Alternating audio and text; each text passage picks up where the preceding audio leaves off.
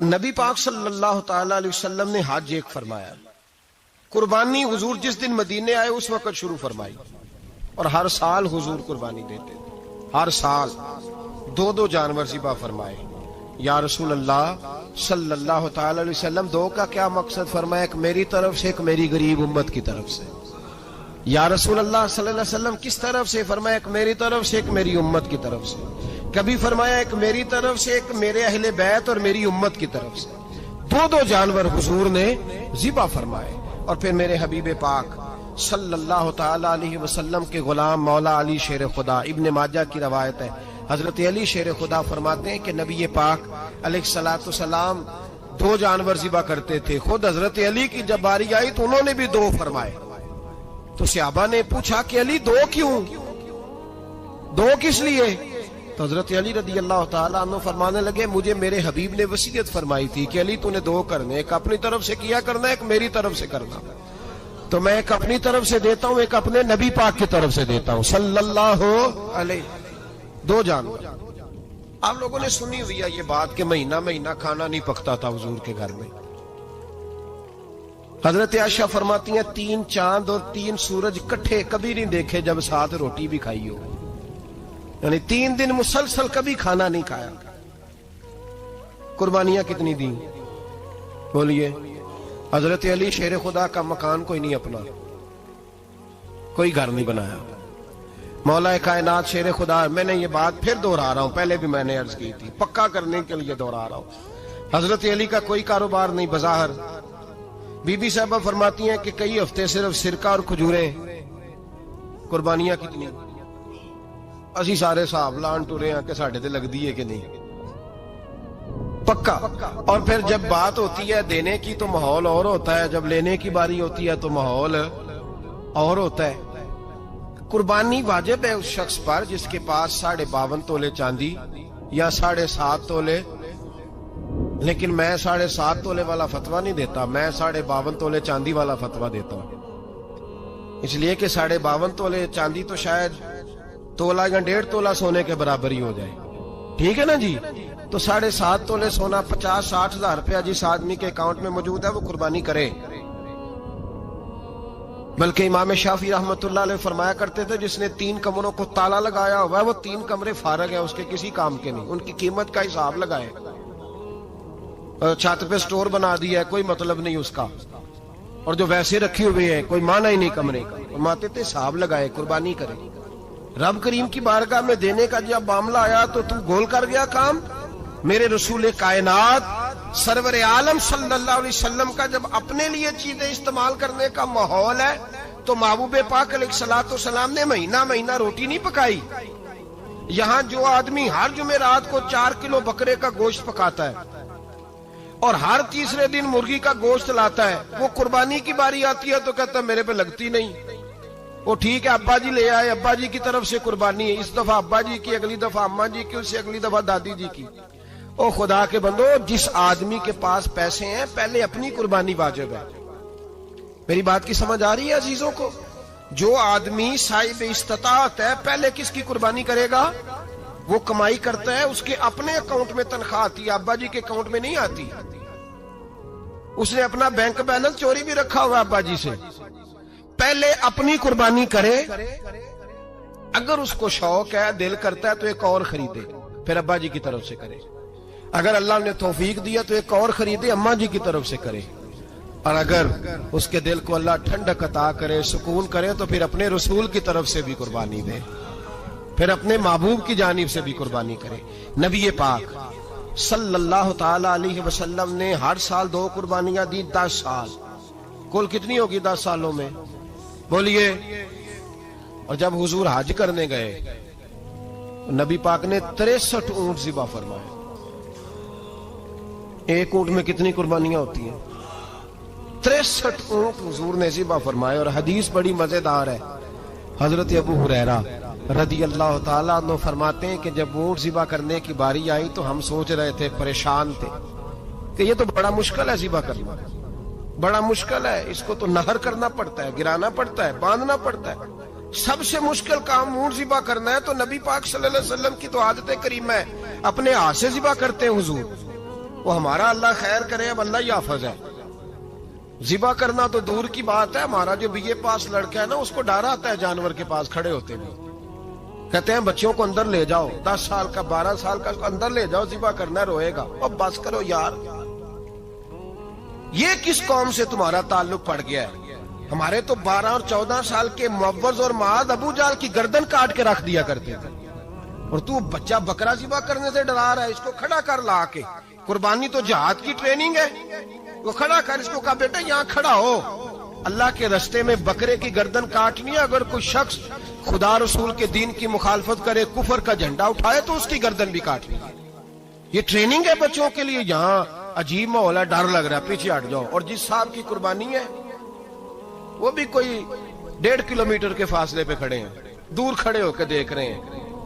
نفیس ہی بڑے ہیں جناب، لطیف ہی بڑے ہیں. کپڑوں کو کوئی قطرہ خون کا لگ گیا تو بڑی مصیبت بن جائے گی. اور امیر آدمی، اس کا تو گھر کسائی نے خود فون کیا ہے کہ صاحب سب سے پہلے میں آپ کے گھر آؤں گا. اس کو پتہ ہے کہ منہ مانگی قیمت ملے گی. مہربانی فرمائیں، قربانی میرے رسول پاک صلی اللہ علیہ وسلم سے زیادہ نفاست والی طبیعت کسی کی نہیں. صحابہ کہتے ہیں اتنا حسین محبوب کا انداز تھا کہ کبھی کپڑوں پہ مکھی بھی نہیں بیٹھی تھی.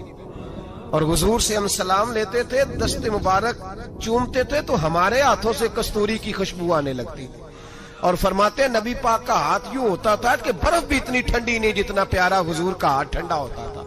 پھر بھی حضور دست مبارک میں خنجر پکڑتے، جانور کو لٹاتے اور اپنی طامت کو سمیٹتے، اور اللہ کے حبیب گھٹنا رکھتے اس کی گردن پر، اور بسم اللہ اللہ اکبر کہہ کے ذبح فرماتے. حضور خود دست مبارک سے. تو اتنا زیادہ نازک مزاج ہو گیا ہے کہ اب یہ والی سنت ادا کرنا مشکل ہو گیا تیرے لیے. 63 اونٹ ہیں. اور صحابہ کرام علیہم رضوان فرماتے ہیں کہ حال یہ ہے، ہم سوچ رہے ہیں کیسے ذبح کریں گے، کیا کریں گے، کیسے گرائیں گے. اور نبی پاک صلی اللہ علیہ وسلم کہتے ہیں ہم ابھی سوچ میں ہی تھے کہ حضور نے چھری پکڑی. خنجر جب حضور نے اٹھایا تو فرماتے ہیں اونٹ دوڑتا ہوا آیا اور نبی پاک کے سامنے آ کے لیٹ گیا. فرماتے ہیں اللہ کے رسول نے بسم اللہ اللہ اکبر کہہ کے ذبح کیا. اس نے ٹانگ بھی کوئی نہیں ہلائی، پیر بھی کوئی نہیں ہلایا. وہ کسی شاعر نے بڑی عجیب بات کہی تھی. اس نے کہا پھنسی جو دام میں بلبل تو لگی یوں کہنے، کرے گا قتل کیا تو نے جب اسیر مجھے، کباب شمع کے شولے پہ کیجیو سیاد، شکل گل نظر آئے دم اخیر مجھے. وہ کہتے ہیں بلبل کو شکاری، سیاد شکاری نے پکڑ لیا بلبل کو، تو سیاد سے بلبل کہنے لگی تو نے پکڑا ہے تو قتل تو کرے گا ہی نا، کھائے گا تو صحیح، ایک میری منت ہے. شکاری کہنے لگا وہ کیا؟ تو بلبل کہنے لگی جب تو مجھے ذبح کرے نا اور پکائے تو مجھے پھول سے بڑی محبت ہے. اس طرح کرنا، کوئلے اتنے زیادہ دہکانا، اس قدر زیادہ آگ جلانا کہ ان کی شکل گلاب کے پھول کی طرح سرخ ہو جائے. تو جب تو مجھے ان پر جلائے گا تو مجھے تکلیف نہیں ہوگی، اس لیے کہ محبوب کا چہرہ جو سامنے آ جائے گا مجھے تکلیف نہیں ہوگی. پھنسی جو دام میں بلبل تو لگی یوں کہنے، کرے گا قتل کیا تو نے جب اسیر مجھے، کباب شمع کے شولے پہ کیجیو سیاد، او شکل گل نظر آئے دم اخیر مجھے. اعلیٰ حضرت بریلوی علیہ رحمہ فرمایا کرتے تھے، فرماتے تھے بڑی تکلیف ہوگی جب جان نکلے گی. روایتوں میں آتا ہے جس طرح باریک دوپٹہ جھاڑیوں پہ ڈالا جائے، کھینچا جائے تو پھٹ جاتا ہے، یوں تکلیف ہوگی. پر فرمانے لگے رسول اللہ کے غلام کو کوئی تکلیف نہیں ہوگی. حضور کیوں؟ فرمایا اس لیے کہ جب جان نکلنے لگے گی تو سامنے جلوہ والضحیٰ آ جائے گا. حضور کے جلوے ہوتے رہیں گے تو پتہ ہی نہیں چلے گا جان کیسے نکل گئی. ہنسی جو دام میں بلبل. تو صحابہ فرماتے ہیں کہ اونٹ دوڑتا ہوا آیا، حضور کے سامنے آ کے لیٹا، نبی پاک نے ذبح فرمایا اور فرماتے ہاتھ دھو گئی. حضور نے توجہ فرمائی تو دوسرا دوڑتا ہوا آ گیا، تیسرا آ گیا. حضرت ابو ہریرہ فرمایا کرتے اونٹ ایک دوسرے کو دھکے دیتے تھے، پیچھے ہٹ جا، پہلے میں نے جانا ہے.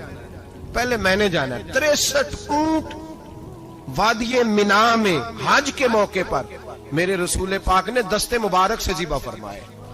ہر قربانی حضور نے اپنے ہاتھوں سے فرمائی. قربانی واجبات دین میں سے، ضروریات دین میں سے ہے، اور کوئی اتنا لمبا چوڑا مسئلہ نہیں. بہت ساری چیزوں کو خود بخود مشکل کر لیتے ہیں. ٹی وی پہ خبر آتی ہے فیصل آباد کے دو بیل ہیں، بھولو اور ڈولو، پتہ نہیں کتنے من ان کا وزن ہے. ان سے پوچھا جا رہا ہے کہ بھولو ڈولو کھاتے کیا ہیں؟ تو کہتے ہیں بادام کھاتے ہیں، مکھن کھاتے ہیں. یہ جناب پتہ نہیں ان کو دودھ کتنے کلو روز پیتے ہیں، اور بھولو ڈولو بیچارے سے خود نہیں چلا جا رہا، لگ ایسے رہ جیسے وہ خود کہہ رہے ہیں مہربانی کرو ہمیں ذبح کر لو. اب تو اٹھا بیٹھا بھی نہیں جا رہا. او خدا کے بندو، دین کی اصل حقیقت کو سمجھو. یہ تو حضور نے فرمایا خوبصورت جانور لاؤ، یہ کس حدیث میں آیا ہے کہ اسے بادام کھلاؤ؟ آج لوگ انسانوں کو روٹی نہیں مل رہی اور جانوروں کو بادام کھلا رہے ہو. اس کے حصے میں جو اللہ نے شے رکھی ہے نا وہ چارہ ہے، اس کو چارہ کھلاؤ اور اچھے طریقے سے پیٹ بھر کے کھلاؤ. جانور کو پیٹ بھر کے چارہ کھلایا جائے تو جتنی اس کی طبیعت ہوتی ہے اس حساب سے وہ صحت مند ہو جاتا ہے. باقی یہ تو آپ کسی شخص کو اتنا کھلا دیں کہ اس کا پیٹ اتنا بڑا ہو جائے، پھول جائے، تو وہ بیچارہ تکلیف میں آئے گا کہ نہیں آئے گا؟ یہ کس قسم کا ماحول ہے؟ ایک بکرا بکا لاہور میں اور سیٹھوں نے شرطیں لگائی ہوئی ہیں، میں 5 لاکھ کا لایا ہوں تو میں 9 لاکھ کا. یہ کیا چکر ہوا؟ مجھے اتنا کھلایا جی اس کو فلاں چیز. یہ کس نے کہا ہے کھلانے کا؟ بادام کھانا کس حدیث میں آیا؟ کس صحابی نے اپنے بکرے کو بادام کھلائے؟ کس نے مکھن کھلایا؟ کس نے پیڑے کھلائے؟ بس کرو، عجیب تماشا لگ گیا ہے. اور یہاں تو اتنی بری حالت ہو گئی ہے کہ عورتیں ناچنے لگی ہیں قربانی کے جانوروں کے آگے، بیبیاں بیچنے لگی ہیں. اللہ کے غضب کو آواز نہ دو. یہ قربانی ہے کہ ہر چیز کا، مذہب کی ہر شے کا مذاق بنا دیا ہے. جس دین نے عورت کی اپنی قربانی بھی ہو تو اس کو ذبح کرنے کی اجازت نہیں دی، مرد ذبح کرے گا. جو دین کہتا ہے کہ عورت ذبح نہیں کرے گی، وہ عورت بیچ سکتی ہے اللہ کے جانور؟ یہاں جس کا میں نے رمضان میں بھی کہا تھا، پھر بات دہراتا ہوں، سارا سال ناچتے گاتے ہیں اور عید کا موقع آتا ہے تو 2-4 مولوی بٹھا کے وہ دین سکھانا شروع کر دیتے ہیں. کوئی پتہ ہی نہیں، کوئی خبر ہی نہیں. جس بوتل میں کل تک شراب بک رہی تھی اسی میں دودھ پلاؤ گے؟ جس برتن میں کل تک پیشاب تھا اس میں آج لوگوں کو شہد پلاؤ گے؟ بس کرو، یہ مذاق نہیں، یہ رسول اللہ کا دین ہے. نبی پاک سید عالم صلی اللہ تعالی علیہ وآلہ وسلم نے کوئی ذمہ عورت کے کوئی چیز نہیں لگائی ایسی جس میں اسے مردوں کے ساتھ شامل ہونا پڑے. اور عورت سمجھ ہی نہیں رہی کہ یہ اس کی تذلیل ہے، عزت نہیں. صابن بک رہا ہے تو ساتھ بی بی کھڑی ہے، شیمپو بک رہا ہے تو عورت اس کی جو ہے وہ ایڈ دے رہی ہے. یہ عزت ہے عورت کی؟ رسوا کر دیا تم نے ہر شے میں عورت. اب قربانی کا جانور بھی بی بی بیچے گی؟ غیرت کہاں گئی اس قوم کی؟ میرے رسول پاک سرور دو عالم صلی اللہ تعالی علیہ وسلم کو کسی نے آ کے کہا فلاں قبیلے کے لوگوں نے عورت کو سربراہ بنایا ہے، عورت کو آگے لگا لیا ہے. فرمایا تباہ ہو گئے وہ لوگ، انہوں نے عورتوں کو اپنے آگے پیشوا بنا لیا. جس رب نے عورت کو نبوت نہیں دی، امامت کرنے کا حق نہیں دیا، کس چکر میں لوگ پڑ گئے؟ 5 لاکھ کا جانور کس لیے لائے ہو؟ 5 لاکھ کا تفاخر کے لیے، دکھانے کے لیے؟ تو اگر 50,000 کا 60,000 کا بھی جانور لاتا تو اچھا آ جاتا. اور 50,000 کا جانور لائے تو 5 لاکھ میں کتنے آتے ہیں؟ بولے تو 10 جانور ذبح ہوں گے تو کتنے غریبوں تک گوشت جائے گا؟ کتنے گھروں کا بھلا ہوگا؟ ہر چیز کا چکر الٹا کر دیا گیا ہے. اور صرف حج کے لیے ہوتی تو میرے رسول پاک ہر سال قربانی نہ کرتے. اور میرے نبی پاک قربانی دینے کا حکم.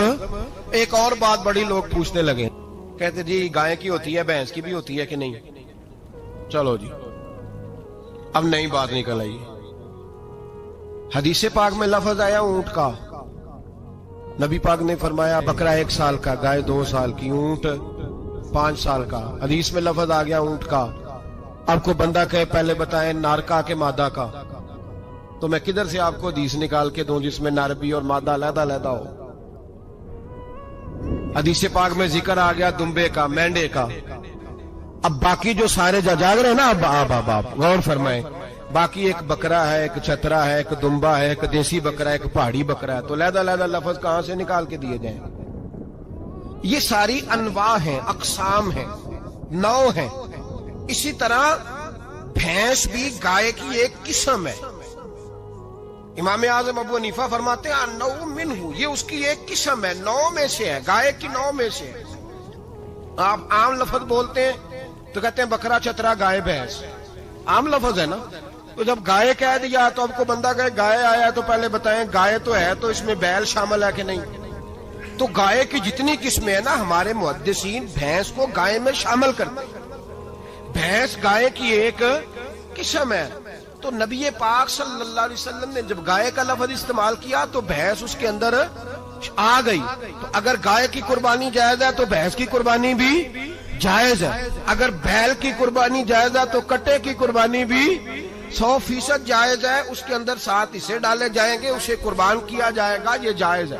اگر آپ صریح لفظ نکال کے دکھانے کو کہیں گے تو پھر تو بڑی چیزوں میں لوگ الجھ جائیں گے.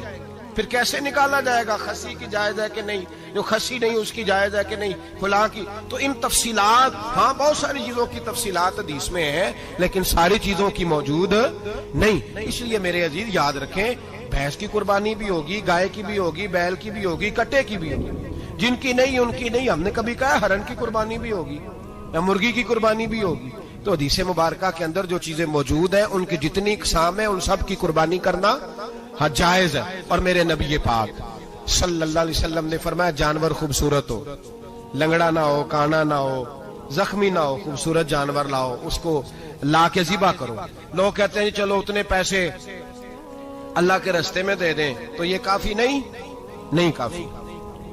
مسلم شریف میں، بخاری شریف میں میرے نبی پاک سید عالم صلی اللہ تعالی علیہ وسلم نے فرمایا 10 ذی الحج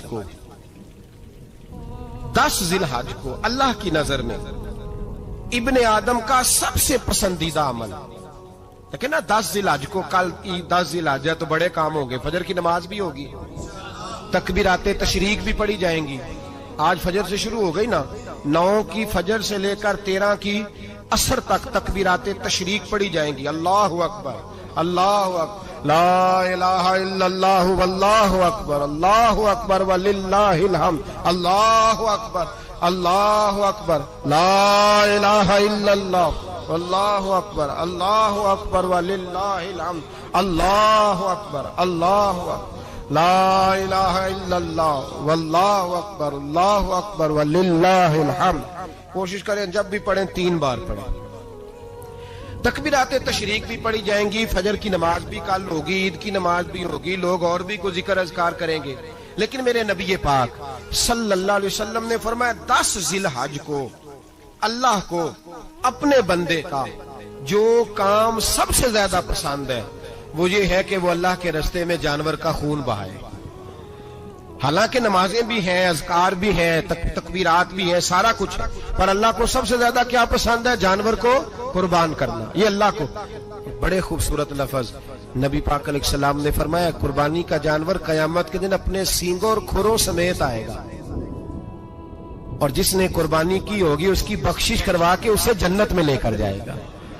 تو فرمایا ابن آدم کا سب سے پسندیدہ عمل یہ، سب سے پسندیدہ، کہ وہ 10 ذی الحج کو قربانی کریں، کوشش کریں خود ذبح کریں اپنا جانور. یہ حضور کی سنت ہے. یہ نہ ہو سکے تو نبی پاک صلی اللہ علیہ وسلم نے اپنے ہاتھوں سے ذبح کرنے لگے حضرت فاطمہ کا جانور. تو فرمایا فاطمہ ادھر آ کے اس کے پاس کھڑی ہو جاؤ، میں تمہارا جانور ذبح کرنے لگا ہوں. اپنے جانور کے پاس کھڑے ہوں. میرے جو بھائی ذبح کرنے کا کام کرتے ہیں نا، قصاب ہم کہتے ہیں، سارے قصاب نہیں ہوتے، بہت سارے لوگ یہ سعادت حاصل کرتے ہیں اور بڑے نیکی کا کام کرتے ہیں. اللہ انہیں بڑی بہترین جزا عطا فرمائے گا، بڑا خیر کا کام کرتے ہیں. لیکن چونکہ رش ہوتا ہے ایسے لوگوں کے پاس، تھوڑی جلدی بھی ہوتی ہے. پہلی تو کوشش کریں تکبیر خود ڈالیں، یہ نہیں ہو سکتا تو قریب کھڑے ہوں. ہمارے ہاں ایک رواج یہ بھی ہے کہ 2 بندے ہاتھ رکھتے ہیں، ذبح وہ کر رہا ہوتا ہے تو جس کی قربانی ہوتی ہے اس کو کہتے ہیں تو بھی ساتھ ہاتھ رکھ. ہوتا ہے نا جی بہت ساری جگہوں. اب حکم یہ ہے شریعت اسلامیہ کا کہ جب جانور ذبح کریں گے تو پڑھیں گے بسم اللہ اللہ، بسم اللہ اللہ. ہاں نبی پاک صلی اللہ علیہ وسلم نے لمبی دعا پڑھی، صحابہ بھی لمبی دعا، انی وجہت وجہی للذی فطر السماوات والارض حنیفا وما انا من المشرکین، یہ بھی پڑھا. اور پھر میرے رسول پاک صلی اللہ علیہ وسلم نے یہ بھی کہا کہ اللہ میری طرف سے قبول فرما، میری امت، میری اہل بیت کی طرف سے قبول فرما. صحابہ جب جانور ذبح کرنے لگتے پہلے یہ دعا پڑھتے، پھر کہتے اللہم تقبل منا کما تقبلت خلیل کا ابراہیم علیہ السلام وتقبلتا حبیب کا محمد صلی اللہ علیہ وسلم، اے اللہ ہم سے بھی قبول فرما جیسے تو نے حضرت ابراہیم سے قبول فرمائی اور جیسے اپنے حبیب حضرت محمد صلی اللہ علیہ وسلم سے قبول۔ یہ ساری دعا پڑھیں، اور جب جانور ذبح کرنے لگے تو پھر پڑھیں بسم اللہ اللہ، بسم اللہ اللہ۔ اچھا، دو آدمیوں نے ہاتھ رکھا ہوا ہے، دو آدمیوں نے، اب اگر ایک نے بھی نہ پڑھی بسم اللہ اللہ اکبر تو جانور حلال نہیں ہوگا، دونوں کو پڑھنا پڑے گا۔ یہ مسئلہ یاد رکھیں۔ ایک اور بات بھی بتانی ہے آپ کو، وہ بھی آپ نے یاد رکھنی ہے۔ قربانی کے بڑے جانور میں کتنے حصے ہوتے ہیں؟ 7۔ اب 7 حصوں میں 7 کی نیت قربانی کی ہونی چاہیے، 7 کی۔ 6 حصے ڈال گئے، جو چلے تھوڑے سے زیادہ امیر لوگ نہیں تھے، نارمل تھے، انہوں نے 6 حصے ڈال لیے۔ 7واں امیر آدمی تھا، اس کو جا کے کہا یار ایک حصہ نہیں مل رہا، تو چل تو نے تو 2-3 بکرے لیے ہوئے ہیں، تو بھی شامل ہو جا۔ اس نے پہلے تو کہا نہیں یار میں نے اب لے لی ہیں، پھر جب اصرار کیا تو کہا چلو ٹھیک ہے بڑے گوشت کا قیمہ کرا لیں گے۔ تو اس طرح کرو، ڈال لو میرا بھی حصہ۔ اب 6 کی نیت قربانی کی، 7ویں کی گوشت کی، کسی کی بھی قربانی نہیں ہوگی، گئے سارے۔ اب اس کے لیے شرط کیا ہے کہ اس کو بھی آپ، اصل میں ہمیں مسائل نہیں آتے، نہ ہم سیکھتے ہیں نہ پتہ کرتے ہیں، پھر خرابی ہوتی ہے۔ اب اس سے کہیں کہ یار قربانی سے پہلے اپنی نیت کا اعادہ کر، اپنی نیت کا اعادہ کر، بتا کہ تیری نیت کیا ہے، اگر غلط ہے تو صحیح کر لے، تاکہ سب کی قربانی تو بتا۔ یہ جو تو رکھ رہا ہے قربانی، تو کس کی قربانی کر رہا ہے؟ دادا جی کے نام کی، ابا جی کے نام کی، اپنے پیر کے نام کی، استاد کے نام کی، یا رسول پاک صلی اللہ علیہ وسلم کے نام، نبی پاک کے نام کی؟ اس سے پوچھیں، اور جو وہ نیت بتائے اس نیت کی دعا ہوگی، اس کی طرف سے کہا جائے گا اے اللہ اس کی طرف سے اسے قبول۔ میری بات کی سمجھ آ رہی ہے میرے عزیزوں کو؟ اور اس ارادے کے ساتھ قربانی، اگر ایک کی بھی نیت خراب ہو گئی تو مسئلہ بگڑ گیا۔ اس لیے ان مسائل کو، اور نبی پاک کے نام کی جو قربانی ہوگی، سبحان اللہ۔ میں کرامات کا زیادہ قائل نہیں، ہم کرامات کے نہیں کیفیات کے قائل ہیں، کیفیات کی۔ اور دین ویسے بھی لفظوں کا نام نہیں، کیفیت کا نام ہے۔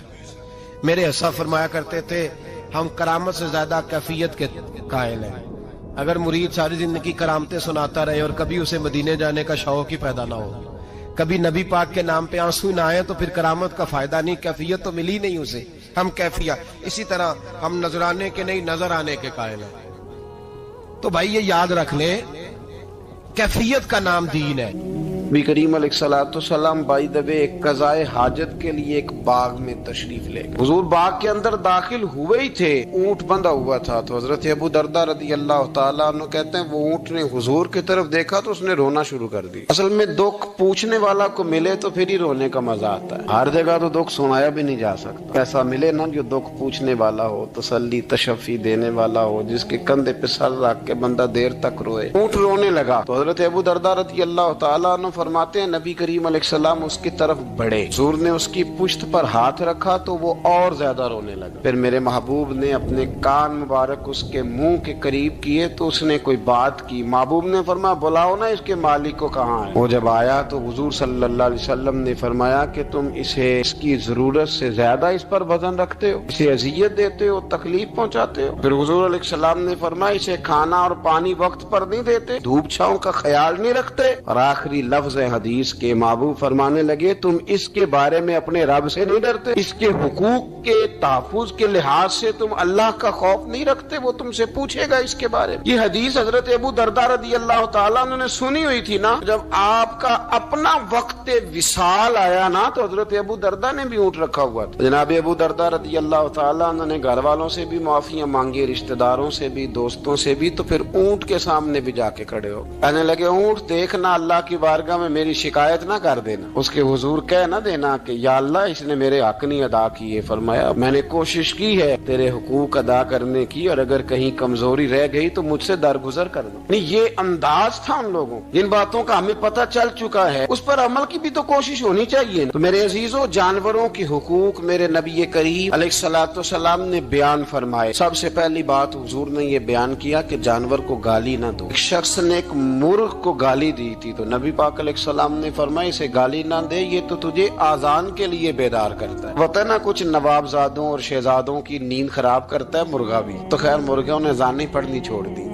تکلیف کی بات ہے، خوشی کی بات نہیں، درد کی بات، یہ اذیت کی بات نہیں۔ وہ وطن بھی کو وطن ہے جس میں اذان کی آواز ہی نہ آئے، وہ دیش بھی کو دیش ہے۔ ہم جا کے اب بسنے لگے ہیں ٹاؤنوں کے اندر، سوسائٹیوں کے اندر، جہاں اذان کی آواز ہی نہیں آتی۔ کچھ جگہ ہے جہاں اذان کی آواز ہی نہ آئے۔ ہمارے ہاں جو غریب لوگ ہوتے ہیں نا، وہ گدا ریڑھی پہ دفعہ سبزی بیچتے ہیں۔ یہ ہمارے آج کل کنو بہت زیادہ ہے مارکیٹ میں، تو میں دیکھتا ہوں کہ سڑک کے اوپر گدے کو بھی کھڑا کیا ہوا، اس لیے کہ اب وہ اسی کے اوپر سارا دن رکھیں گے اس کو، اور شام تک جب تک بکے گا نہیں اس بیچارے کی خلاصی نہیں ہوگی۔ نبی پاک صلی اللہ علیہ وسلم نے فرمایا کہ جانور کو سواری بناؤ، کرسی نہ بناؤ۔ دو صحابہ بیٹھے تھے گھوڑے کے اوپر، ایک ادھر بیٹھا تھا ایک ادھر بیٹھا تھا، دونوں آپس میں باتیں کر رہے تھے۔ جس طرح ہمارے زمانے میں جو نئی نئی کار خریدتا ہے نا، تو اس کا بھی کوئی واقف مل جائے تو وہ روڈ کے اوپر کھڑے ہو کے بات کرتا ہے، چونکہ روڈ تو اس نے الاٹ کرایا نا اپنے نام۔ تو میرے جیسا آدمی کئی دفعہ پیچھے ہو بھی نا، تو ایک دن بچہ مجھے کہنے لگا کہ زور سے ذرا ہارن دی، تو میں نے کہا یار اس کے پاس نئی نئی دولت آئی ہے تو مطلب اس کو ہارن نہ دے، پتہ نہیں کہاں سے بولے گا، تو اس کا تو کچھ نہیں بگڑے گا تو ہمارے لیے مسئلہ بنے گا۔ یہ ارج نہیں، اب یہ کھڑا ہے تو کھڑا، یہ اس کو لوگ چودراہٹ سمجھتے ہیں، یہ چودراہٹ نہیں ہوتی، اس سے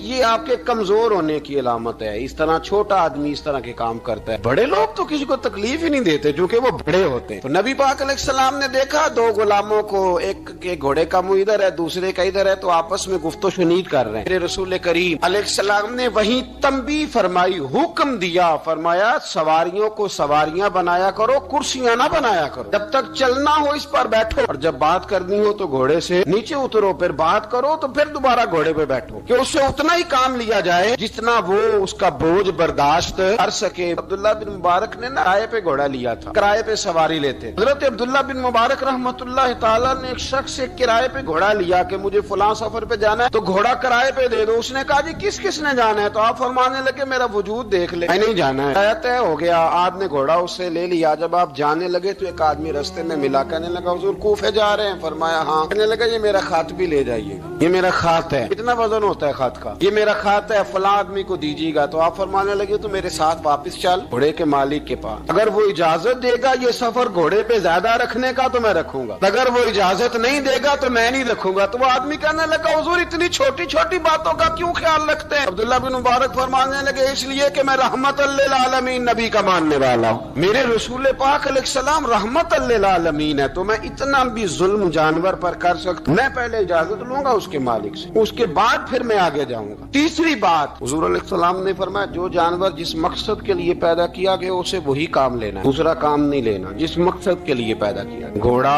گدھا اور خچر کھانا اسلام میں ذبح کر کے کھانا اس لیے جائز نہیں رکھا گیا کہ یہ سواری کے جانور ہیں، تو جو سواری کے جانور ہوں گے انہیں ذبح کر کے کھایا نہیں جائے گا، اسے سواری کا کام لیا جائے گا، اور جو جانور گوشت والے ہوں گے ان سے گوشت کا کام لیا جائے گا، جو دودھ والے ہوں گے اس سے دودھ کا کام لیا جائے گا۔ بخاری مسلم میں موجود ہے، نبی پاک علیہ السلام فرماتے ہیں ایک شخص نے بیل پر سواری کر لی، اس نے سواری کر لی اور جب وہ تھوڑا سا آگے گیا نا تو بیل اپنا منہ پیچھے کر کے کہنے لگا میں سواری کے لیے نہیں پیدا کیا گیا۔ اللہ نے اسے زبان عطا فرمائی اور بیل بول پڑا، کہنے لگا مجھے حال کے اندر جوت لے، یہ کام مجھ سے لے لے، لیکن تو میرے اوپر سواری نہیں کر سکتا۔ سواری کے لیے اللہ نے گھوڑے پیدا کیے، اونٹ، گدھے اور خچر پیدا کیے ہیں، جو جانور جس مقصد کے لیے ہوگا اسے وہی کام لیا جائے گا۔ ایک بات اور کرنے لگا ہوں ذرا سخت ہے، جانوروں کو لڑانا حرام ہے۔ حضرت عبداللہ ابن مسعود رضی اللہ تعالیٰ عنہ روایت بیان کرتے ہیں، فرمایا لعنتی ہے وہ شخص جانوروں کو آپس میں لڑاتا ہے، وہ لعنتی ہے جو جانوروں کو آپس میں اور آپ اس ملک میں رہتے ہیں جہاں کروڑوں روپے کی شرطیں لگتی ہیں جانوروں کی لڑائی، جانوروں کو اذیت دی جاتی ہے، تکلیف دی जाती है, कबूतर उड़ाए जाते हैं और इनाम उसको मिलता है जिसका कबूतर देर के बाद आए। कबूतरबाज कबूतर को बैठने नहीं देता। ये हराम है, शरीयत इस्लामिया में हराम है जानवरों का लड़ाना और उनको एक दूसरे के खिलाफ उभारना हराम है, दीन में मना किया गया है। अब जानवर को अगर पालेंगे भी तो उस हद तक पालेंगे कि जिस हद तक उसको किसी अजियत में मुब्तला न किया जाए। कुत्तों की लड़ाई कराई जाती है, मुर्गों की लड़ाई कराई जाती है, जानवरों को अजियत पहुंचती है, बैलों की लड़ाई होती है, सींग टूट जाते हैं, लहू इतना बहता है जानवरों का कि देखा नहीं जाता। इन सामने बैठने वाले तालियां बजा रहे हैं, ये तो बड़े सख्त दिल लोगों के रवैये। जानवर का खून बह रहा है और आप तालियां बजा रहे हैं। मुर्गे बेचारे की चूंच लहू लुहान हो गई है, सामने वाले ने इतना मारा है और यहाँ तालियां बज रही है कि मेरा जीत गया, बजाय इसके कि उसको पट्टी की जाती, उसको देखा जाता। ये तो संगदिल लोगों का काम है। हम तो रहमतल लिल आलमीन नबी के गुलाम सल्लल्लाहु अलैहि वसल्लम। हमारे दीन ने तो हमें ये मिजाज ही नहीं दिया। हमने तो प्यार करने, हमने तो मोहब्बत बांटनी, हमने तो शफकत करनी। नबी पाक अलैहिस्सलातु सलाम ने अनवर से उसके बच्चों को जुदा करने से मना फरमाया। जब तक बच्चे को माँ की जरूरत है उसे जुदा नहीं किया जाए, जब तक वो दूध पीता है उसे जुदा नहीं किया जाए। प्रिया का बच्चा भी छोटा है और उसकी माँ उसके लिए दाना लेके आती है तो उसे माँ से जुदा नहीं किया जाएगा। उसकी जज्बात का, एहसासात का ख्याल रखा जाएगा। यहाँ तो मेरे देहातों के जो बड़े समझदार किस्म के, समझदार खुदरी किस्म के लोग हैं, उनका भी जब बहू से इख्तलाफ होता है तो कहते हैं इसके बच्चे रख लो, ये जब खुद रोएगी तो लौट के आ जाएगी। इस महबूब ने जानवर से उसके बच्चे जुदा करने से मना किया, माँ से बच्चे जुदा कर रहे हैं। और सियाने लोग, कुछ मेके भी ऐसे हैं, मेके भी, वो कहते हैं बेटे तू आ जा और बच्चे वापस कर दे, इसलिए कि भाई हमारा नहीं उनसे निजाम चलेगा, बच्चे उनके हैं तो तू उनको दे। या कितना जुल्म है। ना इंसान हो के ये बात कर रहा है, समझदार हो के, अकलमंद हो के, जी शऊर हो, दावा है इसकी बुजुर्गी का। नबी रहमत सलाम के गुलाम हजरत अबू हुरैरा रदियल्लाहु ताला अन्हु फरमाते हैं, मिशकात में मौजूद है, फरमाया एक चिड़िया आई और आके मेरे नबी के कंधों पे बैठ गई। उस चिड़िया ने क्या कहा कि महबूब की आंखों में आंसू आ गए, हुजूर रोए, फटाफट हुजूर उठे, फरमाया कौन इसके बच्चे उठा के लाया, इसने इसके बच्चे उठाए, कौन है जल्दी बताओ। हजरत अबू हुरैरा कहते हैं एक सहाबी है कि या रसूलल्लाह मैं जरा पसंद आ गए थे तो मैं उठा लाया हूँ। हुजूर ने फरमाया इसे वापस कर दो, ना ये मेरी बारगाह में शिकायत कर रही है तो कयामत में भी तेरी शिकायत करे, जा वहीं रख के आ, जहाँ से तू उठा करके लाया था। मेरे दोस्तों, दीन इतने आला हुकूक बयान करे जानवरों के, जानवरों, और इंसान उससे आगे बढ़ के इंसानों के साथ सलूक करे। हम ना सियासत से बादशाही लेना चाहते हैं, सियासतदानों के अपनी जेब से इश्तिहार छपवा के बादशाही लेना चाहते हैं, डेरा बना के बादशाही लेना, ना ना ना। बादशाही तो रहम करने से मिलती, बादशाही तो शफकत करने से मिलती, बादशाहियां तो अल्लाह की मखलूक से प्यार करने से मिलती। बादशाहियां, इमाम अहमद बिन हंबल रहमतुल्लाह ताला अलैह फरमाते, मैंने एक मुहद्दिस का तज़किरा सुना कि वो मेरे महबूब की हदीसें बयान करते हैं तो कहते हैं मैं शौके इल्म में उनकी बारगाह में पहुंचा, जब मैं गया तो कुत्ते को खाना खिला रहे, मैंने सलाम ली तो उन्होंने जवाब तो दिया पर कोई इतनी तवज्जो नहीं की मेरी तरफ। मेरे दिल में ख्याल आया ये मुहद्दिस हैं और कुत्ते के साथ इतना प्यार कर रहे हैं, मेरी तरफ देखा ही नहीं। तो फरमाते हैं वो कुत्ते को खाना खिला के फारिग हुए तो मेरी तरफ देख के कहने लगे, अहमद बिन हंबल, मेरे इलाके में कुत्ते नहीं रहते, कुत्ते दूसरे शहर में ज्यादा पाए जाते हैं, ये भूखा था तो इधर आ गया था। और तुम्हें हुजूर अलैहिस्सलाम की वो हदीस तो पता होगी, नबी पाक ने फरमाया जो किसी के साथ उम्मीद लगाए और वो आदमी उसकी उम्मीद पूरी करने पर कादिर हो फिर भी उम्मीद पूरी न करे तो कयामत के दिन अल्लाह उसकी भी बहुत सारी उम्मीदें पूरी नहीं करेगा, उसे सजा मिलेगी। उम्मीद पूरी करने पर कादिर था, मजबूर नहीं था, पर पूरी न की तो उसे कयामत के दिन सजा मिलेगी। फरमाया ये कुत्ता उम्मीद लगा के आया था मेरे घर में खाने की, अगर मैं पूरी न करता तो फिर हुजूर की उस हदीस पर अमल कैसे होता और फिर मुझे हदीसें बयान करने का मतलब क्या समझ में आता। इमाम अहमद बिन हंबल रहमतुल्लाह ताला अलैह फरमाते हैं मैंने कहा उस्ताद जी इजाजत दे दें। कहा किधर आए थे? कहा हुजूर जिस काम आया था ना वो मेरा बड़ा ही अच्छा हो गया, वो बड़ा शानदार हो गया, जो हदीस भी आपने बयान कर दी और सिर्फ बयान नहीं किया, आपने तो अमल करके भी दिखा दिया, आपने तो उस हदीस पर मनोवन अमल करके भी दिखा दी। जानवर के साथ उसने सलूक करना, उसके साथ प्यार करना। कुछ जानवर मूजी होते हैं, शरीयत ने उन्हें मारने की इजाजत दी है, इजाजत दे दी है, जो जानवर तकलीफ देता है, अजियत देता है, उसे मारा जा सकता है, लेकिन जानवर के हुकूक का लिहाज करना, उस पर रहम खाना, उस पर तवज्जो देना, इन चीजों को समझते नहीं अमीर मिल्लत। और अगर मैं कहूँ बानिए पाकिस्तान तो मैं ठीक कहूंगा, बानिए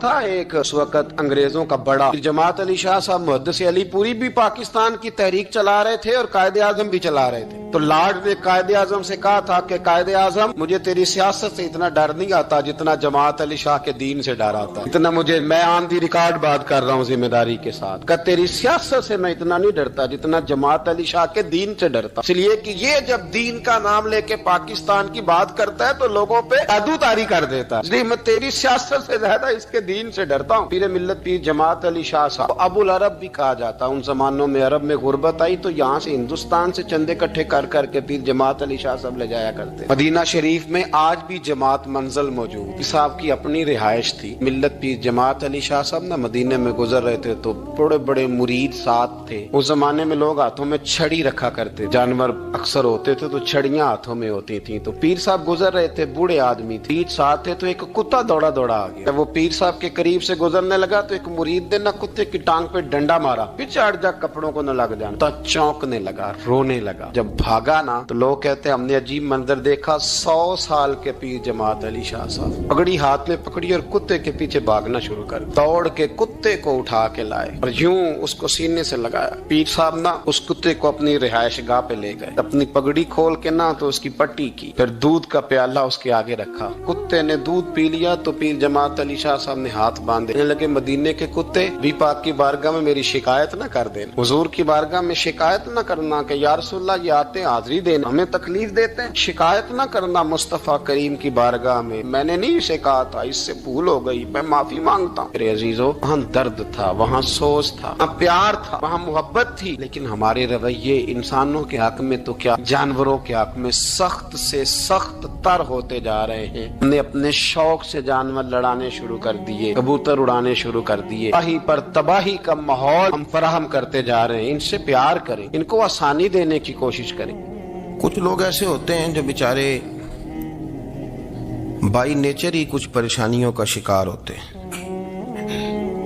اور قرآن مجید نے جو ارشاد فرمایا نا کہ کچھ لوگ نفس کی خواہش کو اپنا خدا بنا لیتے ہیں، تو وہ بلا وجہ بھی بہت ساری باتیں کرتے ہیں جن کا کوئی وجود نہیں ہوتا. عورت کو حقوق دلانے کے لیے بہت سارے لوگ بہت ساری غلط باتیں کرتے ہیں. جو لوگ یہاں سے کسی کو لے جاتے تھے نا دبئی دھوکہ دے کے، اور لے جاتے تھے یورپ میں، عرب ممالک میں دھوکہ دے کے لے جاتے تھے، تو وہ بھی کوئی خواب ہی تو دکھاتے تھے کہ اتنے لاکھ تنخواہ ہوگی، اتنا کچھ ہوگا. وہاں جا کے پتہ چلتا تھا کہ جیب سے بھی دینے پڑیں گے کچھ. بہت سارے لوگ ایسے ہوتے ہیں، وہ سارے خوبصورتی کے نام پر ہی دھوکہ دیتے ہیں. آپ کو پتہ ہے کہ جو آدمی کسی کو لالچ دیتا ہے تو کسی کو لوٹنے کے لیے اسے لالچ دینا بڑا ضروری ہوتا ہے. لوگ پہلے لالچ دیتے ہیں پھر لوٹتے ہیں. پہلے مکمل لالچ دیتے ہیں، یہ چیز مل جائے گی، یہ چیز مل جائے گی. لوگ مکمل لالچ دیتے ہیں، اس کے بعد پھر لوٹتے ہیں. اور اگر لالچ نہ دیں تو کوئی آدمی قابو آئے گا؟ لوگ لوٹتے ہیں لالچ دے کر. اچھا، اب وہ جو جس کو لالچ دیا جا رہا ہوتا ہے وہ کہہ رہا ہوتا ہے کہ نہیں نہیں تمہیں نہیں پتا، وہ اس وقت ماننے کو تیار نہیں ہوتا. وہ کہتا ہے اتنی خوبصورت باتیں کر رہا ہے، اتنی اچھے پیغام دے رہا ہے، تم میرے دشمن ہو، تم مجھے منع کر رہے ہو. ہوش تب آتی ہے کہ جب سب کچھ لٹ جاتا ہے. عورت کو ویسے بھی قابو کرنا بڑا آسان ہوتا ہے. اعلیٰ حضرت بریلوی رحمۃ اللہ علیہ فرماتے ہیں بیٹیاں نازک شیشیاں ہوتی ہیں، ان کو تو ذرا سی چوٹ لگے تو ٹوٹ جاتی ہیں.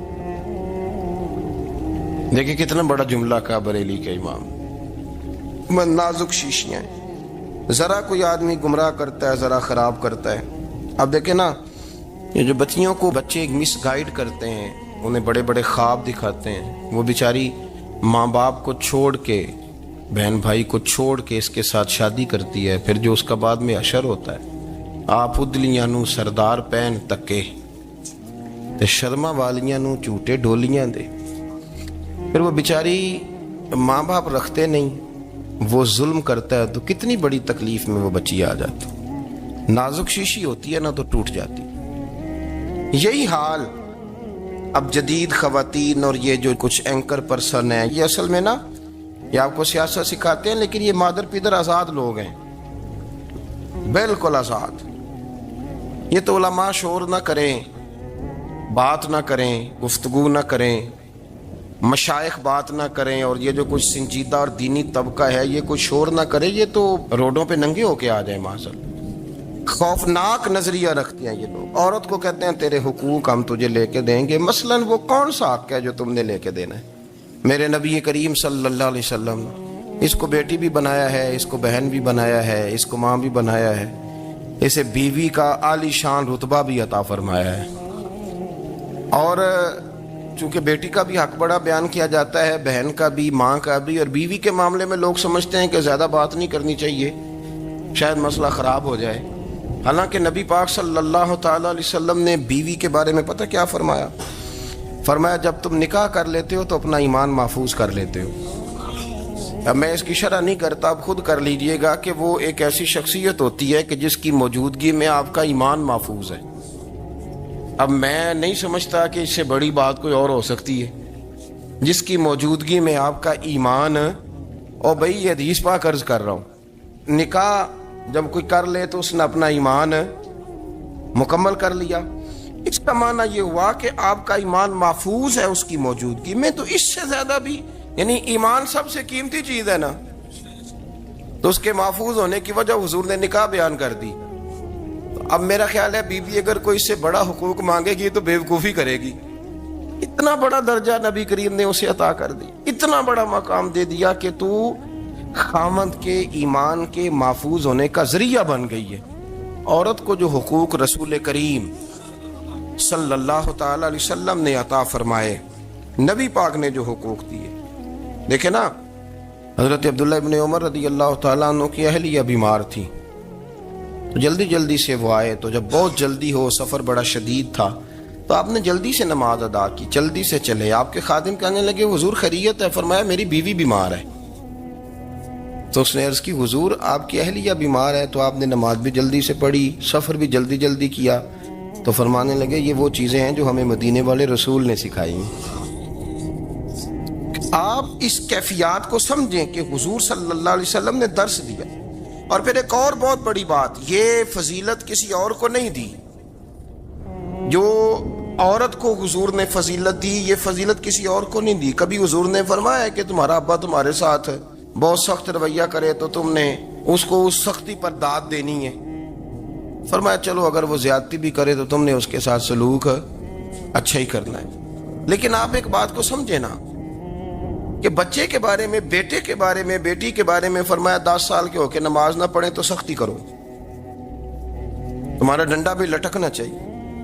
بہت ساری جگہوں پہ بہت سارے لوگوں کے لیے سختی کا حکم دیا، لیکن عورت کے لیے حضور نے جو جملے کہے، اصل میں ہم سمجھتے ہیں کہ یہ ایک بات ہے، مشہور ہو گئی ہے روایت حدیث، تو بس اس کے پس منظر پر اور جملوں کے حسن پر شاید معاذ اللہ غور کرنے کی ضرورت نہیں۔ ذرا اس لفظ کی تاثیر پر غور کریں۔ حضور نے فرمایا عورت ٹیڑھی پسلی سے پیدا کی گئی ہے، یہ ٹیڑھی ہے، تو سیدھا کرنے کی کوشش کرو گے تو ٹوٹ جائے گی۔ تو حضور پھر ہمارے لیے حکم کیا ہے؟ فرمایا جیسی ہے تم اسی کے ساتھ نبھا کرو۔ آپ سمجھیں کہ اتنا محفوظ حضور نے درجہ دے دیا بی بی کو، اتنا محفوظ کہ فرمایا غلطی بھی ہو تو میرے غلاموں تم اس کے ساتھ نبھا کرو، گزارا کر لو۔